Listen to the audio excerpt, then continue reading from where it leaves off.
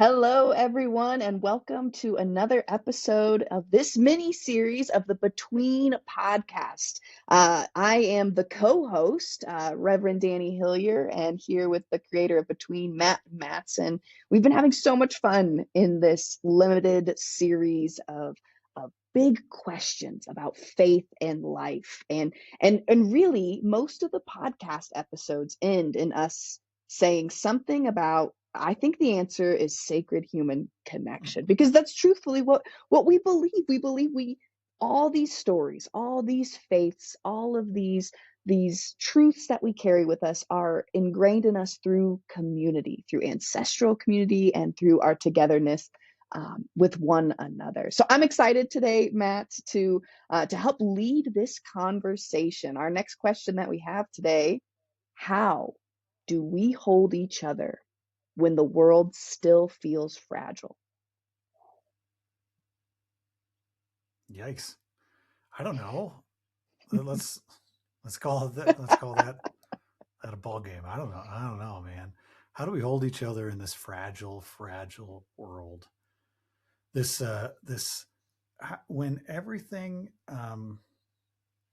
when everything is breaking around us, how do we not break? Mm, And how do we show up for other people in a way that isn't just a broken, splattered mess of pieces of ourselves mixing in with their broken, shattered mess of pieces of themselves? Like that's what it feels like right now, Danny. mm, It feels like when I watch the news, or more likely read fragments of it on my phone in the evening right before bed, so as to disturb my sleep yet again, so as to put me it's in a a bad great mood the next cycle. day. Oh, it's a great cycle. Uh, what it feels like is as I go through those bits of news, and it looks like everything that I've known, everything that I've assumed or believed to be somewhat stable out there in the world, sort of all these foundational pillars upon which might be myths, by the way, but all these foundational pillars upon which I've sort of built my identity as a safe, responsible citizen in a safe, responsible society. Mm, All of those things don't just feel cracked. It feels like all the assumptions I had about how we as Americans live together and how we showed up as responsible, sort of heroic, superpower, caring, generous, benevolent, people on the big hill that Ronald Reagan talked about. Like, uh, uh, all those seem, just crumbled to the ground. mm, And is that me being over dramatic? No, I don't think it is. I mean, I really don't think it is. We can name the current events, but if we do, and then put this episode out 2 weeks later, there will be another set of horrible current events. There will be more terrible news. And mhm, inside all that, I got my own crap I'm dealing with, Danny. You know what I mean? Like I got my own stuff that is causing me stress in my micro life, and mhm. that I'm trying to continue on a journey of becoming. You know what I mean? Like I'm trying in the midst of the world around me being uh like this shattering glass, like just falling everywhere. And so I Mm, show up broken, and supposed to be, aren't I supposed to be the one who's put together? Aren't I supposed to be the one who shows up for my friends and family? Aren't I supposed to be the responsible one who keeps everything going and just gives everybody a sense of calm? mm. Anyway, that's how I feel, Danny. I don't I, like Thank you, Matt. Listener, we do hope you stay with us yeah, that's after funny. Matt's rant about That's brokenness. funny. No, here, while you were talking, I am sure I was nodding along in agreement. And I'm sure that there are listeners right now in their headphones, in their daily commute, that they're like, oh my, yeah, like, oh my gosh, I'm so broken and the world is so broken, but I have to still put my makeup on and still go get my coffee and still show up for my 9 to 5 and still act like I'm fine and file my taxes on time. Right? Like Yeah. everybody is just is living in that. And what I'm thinking is, has the world ever been whole? Has the world ever been not broken? right? This isn't to diminish us and say, you know, you know, other generations had it worse, or, comparison, or by any means. And it's opening our eyes to the reality of read a history textbook, like read about the world in general, and it's never been pretty. Yeah. And that should also be our intellectual reminder of, oh, okay, let me take some of this off my shoulders. Let me let me reach out to somebody else, because I know they're feeling the same. And if we can't solve the problem together, we can be together. Dang. If we can't solve the problem together, we can be together. And what else is there in a world that for exactly the same amount of time that written history has been recorded, and then therefore beyond that, it's been crumbling, and Mm-hmm. all we've ever been asked to do is just be together. We don't have Mm-hmm. to fix it together. We're probably not going to fix it all together. But this is where, I mean, I probably sound like a broken record when I say stuff like this, but like in the moments when we're together, Danny, like right now, you and I, like really Mm-hmm. engaged in this conversation. I know we're doing this as a performance for people to listen to, but so people know, like Danny and I actually get together over coffee. We talk like this, like in real life. Like this is what Mm-hmm. this is. And like when we're like this, Danny, just two human beings, uh, two friends who respect each other and like each other and are curious about each other and learn from each other. Like the rest of the world around us pauses Mm-hmm. while we're here.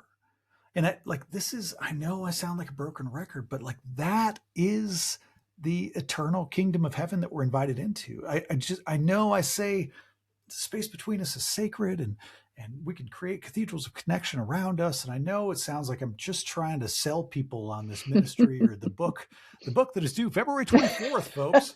Cathedralsofconnection.com. You can pick up your copy right now. Anyway, I know it sounds like a sales pitch, but I don't know how to understand the world in a different way, or I don't know how Mm-hmm. to understand the old stories in a different way, other than there's all this noise, there's all these many pages and many stories in the Bible, like in the other texts that the other faith traditions, and all this story, all this grappling, and all the noise all around us, and it's all crumbling. It's always all crumbling. It's always Mm-hmm. all crumbling. And what are we invited to do but to love our neighbor? Mm-hmm. Like that's what is the commandment? Love the Lord your God, and like that commandment, love your neighbor. Like that's how do you do it? What how do you get yourself out of the crumbling chaos? Mm-hmm. In right here in the space between us. I don't know. Oh. and and I want to say, like, I believe it's a cultural thing. uh it's a human being thing. Like, we always feel like, how you mentioned, you're like, I'm a bunch of pieces, and people don't want me to just bring my pieces to Mm, their pieces. Or does that make a beautiful mosaic, design of connection, and finding that, oh, these pieces kind of match. Like, we both are wrestling with those same things. I'm a person of, I am not a fan of surface level anything. And I notice, especially in my profession of pastoring faith communities, people love, or maybe they're just afraid, people always like to stay at the surface level. However, I found that when you can get beneath the surface with people, when you can allow people to show up broken, it's the most, you know, sacred times in all of my relationships. Some of my favorite moments are when, like, family members, right, we're hosting a birthday party or Thanksgiving or Christmas, like a dinner party, and everybody's like, yeah, like, we're gonna be together and this expected to be up here, right? But I always appreciate that one family member that comes in and is like, I ain't gonna talk to anybody. I'm gonna sit in the corner. Like, if you ask me a question, I'm just going to say sure. Like, like, I always appreciate that, because sometimes that's me. mm. And I put pressure on myself to never be that person. And yet that's the most authentic. version of that person in that moment, is to just, and I think we move quicker through those emotions when we just let them be. Like, don't paint it, don't mask it, don't put makeup on, like just sit in it. And in fact, when you sit in it, then say, hey, you know what? I need to tell you something that's going on in my life. And then it's the permission for somebody else to be like, yeah, I'm struggling too. Like this actually is really hard to be in the world right now. And I'm just trying to stay afloat. Or do we need to be one another's flotation devices so that we don't just all sink at once? I don't, I don't, man, that be each other's flotation devices is that is such an interesting and confusing metaphor. Like, do I need to stay inflated? So that's Mm, my response to it is, do I need to stay inflated to help other people? And is that mm-hmm. a false inflation? You know what I mean? Like that, Yeah, that great to me, question. I actually, when you used the mosaic metaphor earlier, like that took me to, oh man, when we just lay our crumbling pieces on the ground and mix them in with the crumbling pieces. Mm-hmm. And by the way, that's not always pretty. That's sometimes that's really ugly. That shows up in conflict. That shows up um, in honest, sincere conflict, in Yeah. honest, sincere moments of, I don't like this that you're doing to me, because it it it it reflects all these broken parts of me, and like it hurts, like that's what it looks like in real life. But when we lay our broken crumbly pieces on the ground and mix them in with other people's broken crumbly pieces, in that mosaic is like something closer to oneness, something Mm, closer to, I don't know, then my head went to grains of sand on the beach. mm. This podcast should be called, how many metaphors can we pack into somewhere between 30 and 45 Game minutes? time. Yes, Yeah, a we can lot do is it. the answer. We're pretty good at this, but 73 is our goal. my head went to like grains of sand on the beach. Mm-hmm. Is that the symbol of God, of this, like, once we all are so dissolved, once we are so dissolved that we are nothing but indiscernible grains of sand on the beach mixed with the indiscernible grains of sand of everyone else. Is that Mm, God? Is that the truth? Is that where we're meant to be? Is that how we are most, and the the the sort of fake form of our individuality, right? This fake form of me mm, and you and that person over there, and our fake separateness is so silly. And that is such a made up understanding. That is such a simple surface level understanding of existence. yeah. And it's only when we're brave enough to throw our crumbly pieces on the ground next to other people's crumbly pieces, and maybe the wind will Mm. blow those enough that they'll get dissolved into grains of sand. And then another metaphor will show up after that, and then the truth will unveil itself. What was the question? What are we What was talking the about? question? But so no, this is great because this leads me to my next question that I have is because you are like, this is like, I love the metaphor of the grades of sand. I love the talking about, yes, we get so wrapped up in our individual self. Like even the other day, right? Like I was watching world news headlines unfold, and I'm just like cringing, and then I'm watching like Amazon trucks deliver just stuff to everybody's porches, and I'm like, here we are, like the world is just crumbling and we're just ordering more stuff on Amazon. Like, right, like I love that definition of like, Yes. it's not all about you. And I think that's something, that is so important for us to grasp. That's so difficult for us to grasp. um that actually we find the most meaning in life when we look beyond ourselves, when we turn away from the mirror and stop focusing on our own flaws and our own faults and our own shame. And not to say that those things are invalid, but if you get lost in them for too long, you miss the entire point of it all. And the point's not comparison to people who are worse off than you. The point is is that brokenness that we all share, but yet always try and mask and hide, or purchase the latest sweater or product to make our mess look a little bit prettier. Matt, my next question was, how do we balance though? I love this analogy, right? Of the metaphor of the grains of sand, the oneness of the mosaic, making a painting. However, how do we balance boundaries with that type of belonging?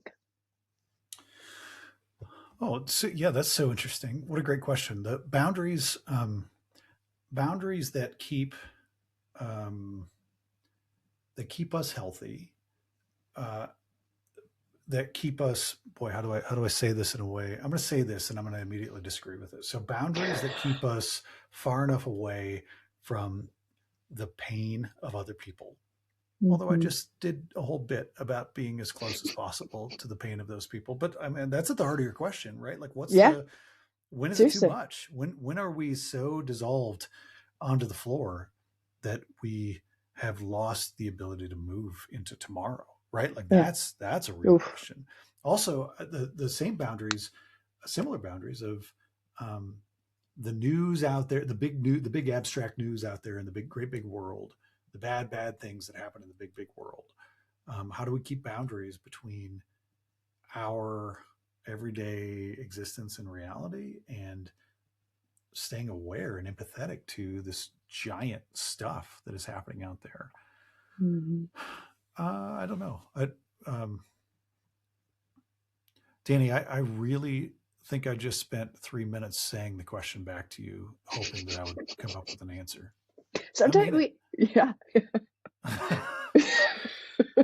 you did, and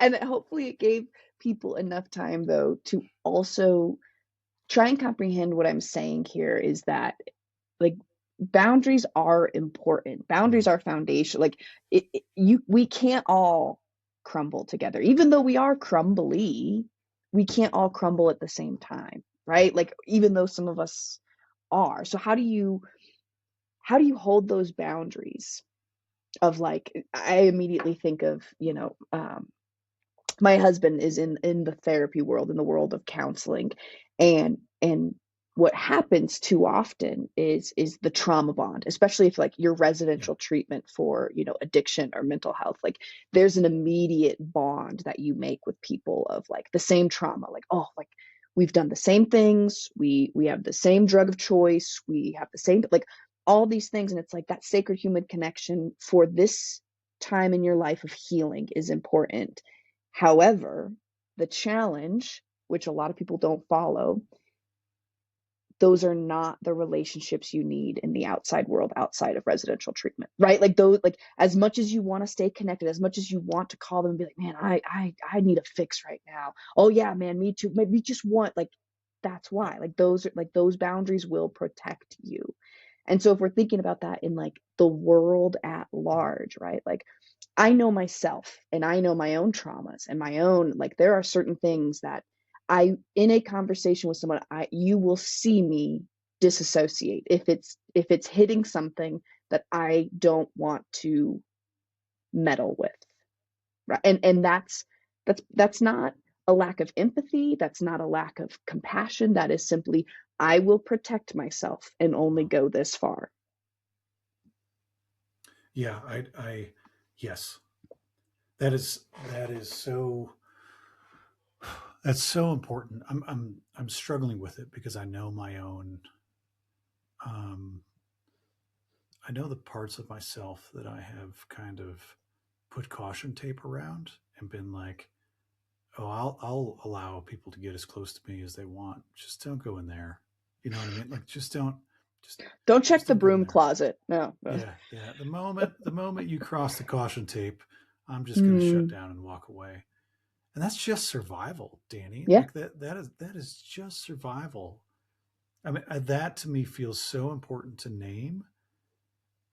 So right now, the hard truth is when people watch the news or scroll through their phone, there's a whole lot of people who are seeing stories that immediately go directly into where the caution tape is, into the broom closet Mm-hmm. of their soul, the do not enter broom closet, right?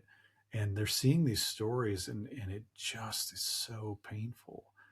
And so our simple invitation to let yourself crumble with the person next to you, and they'll let themselves crumble with you. Yes, but like, I don't want to say I know when it's okay to let people into the broom closet or pass your caution Mm-hmm. tape. I don't want to say I know, because I don't know when it is for me. I'll be honest. I do know that it has been healing at times, very specific times with very specific people in very specific instances, to allow them a peek inside the broom closet, and to see some of the stuff that is, hardest for me to encounter. And I also know that I probably have a smaller broom closet than a lot of other people who've been through a lot of other stuff. And so I think I think that is, I don't know the answer to that. I do know, I think about, Danny, this whole question of sort of crumbling for other people, or allowing ourselves to crumble for other people in a fragile world. How do we show up in a way that is put together? I just think about all the saints, all the stories of saints, the stories of, Mm-hmm. um, sort of all these heroes of faith traditions, and how the legend of their lives is that they released all of themselves, like 100%, Mm-hmm. like that the invitation is to actually, as Jesus says, give away all your wealth, like Mm-hmm. literally, like give it all away. And that's the invitation. Very, very few of us get even close to accepting any part of that invitation. Give it all Mm-hmm. away? No way. I got an Amazon delivery coming today, man. Like, no way. I'm I not going need to my give it stuff. all. Yeah, I got to have stuff. And I got to have all these other things that prop me up, right? Yeah. Like wealth is a metaphor in Mm-hmm. itself, right? Like all these other things that prop me up, all these other things that keep me safe, or keep this, you know, make believe image of self, afloat, and like, erect, and walking around and Mm-hmm. perfectly put together. And the invitation is, can we? You're invited to give it all away, to crumble Mm-hmm. entirely, and only then, do you find this thing that your faith is probably really about. And here's me, I'm saying this and saying no. I directly object to that. I refuse. I refuse the invitation. IRSVP a Mm-hmm. polite no. I'm not going there. I'm not giving it all Nope. away. At least Ah. I'm not there yet. I think that's a real thing to name in my own faith journey. I am not. I see that as an invitation, and just, I'm like, yeah, I want that for moments, and then Mm-hmm. then it's too scary. Too scary. No thanks. Mm-hmm. Mm. But you name exactly what most people, I believe, really do struggle with, of like, how much is too much? Hmm. How much is too much to give? How much is too much to let people in? There's a scripture passage within a New Testament book, the Galatians, that says, bear one another's burdens. Good God, what is Hmm. that? Like, you want me to? I watch the news, I hear stories within, like, the church communities, and to to bear those burdens.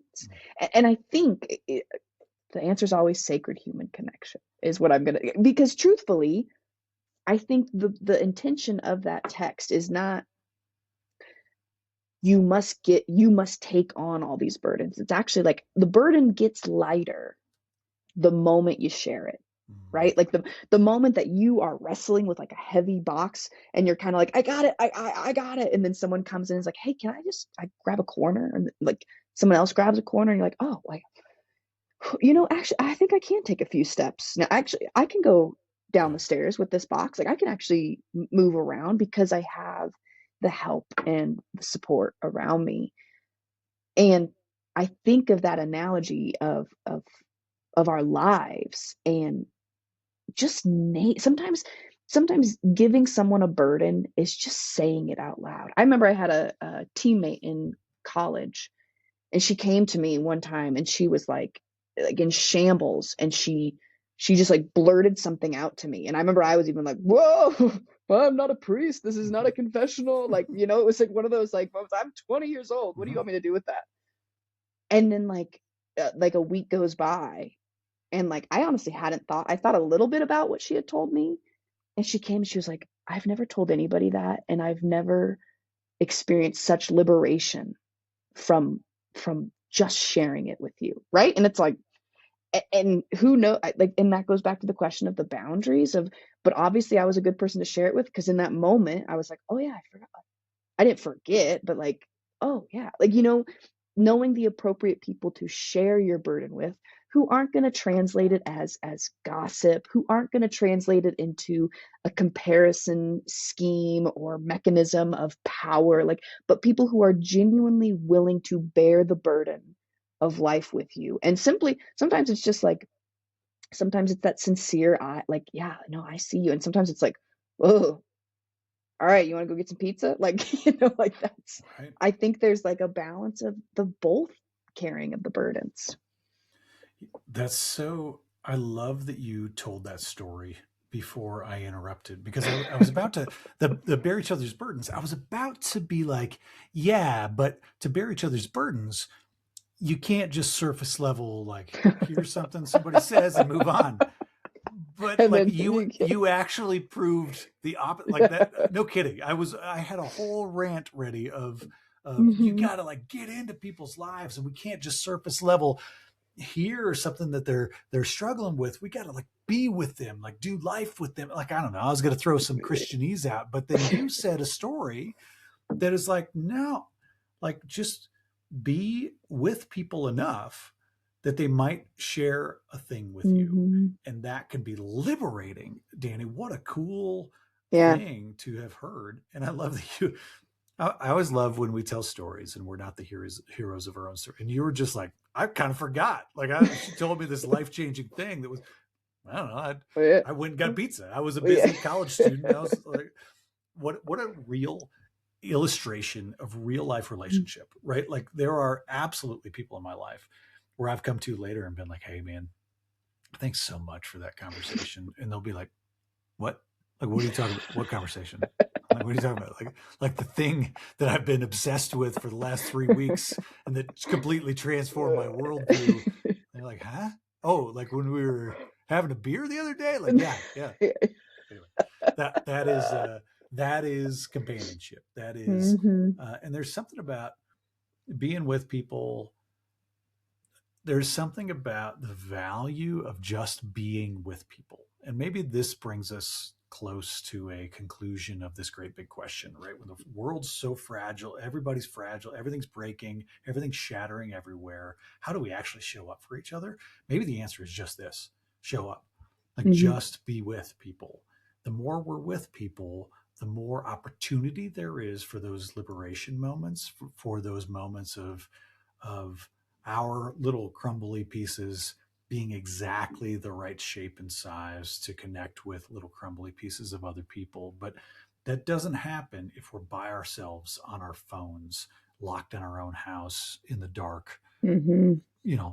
being angry about everything, fuming about the world.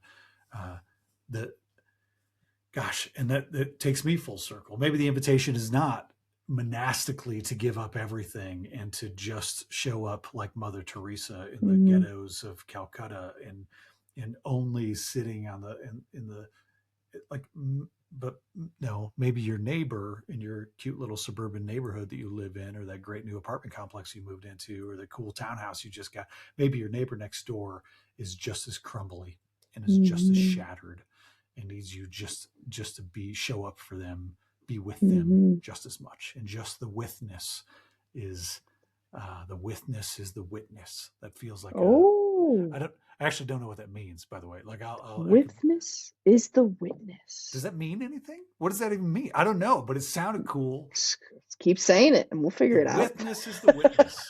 That's the title of this episode. The witness is. That could be something. That could mean It could be. something. There's something there. The All right. witness of the witness. I'll think about that. I'll think about that. Listeners, thank you for tuning in. We hope that in all these metaphors, in all of these little rhymes that we're attempting to be Dr. Seuss with, we hope that in it you have found inspiration, you have found meaning, and maybe you found reflection of your own story and the stories of the community that you are a part of. Matt, any parting words with our audience today? No, my Amazon truck driver's outside right now. I gotta go downstairs. Go get your stuff. Thanks everyone for tuning in. We'll see you next time.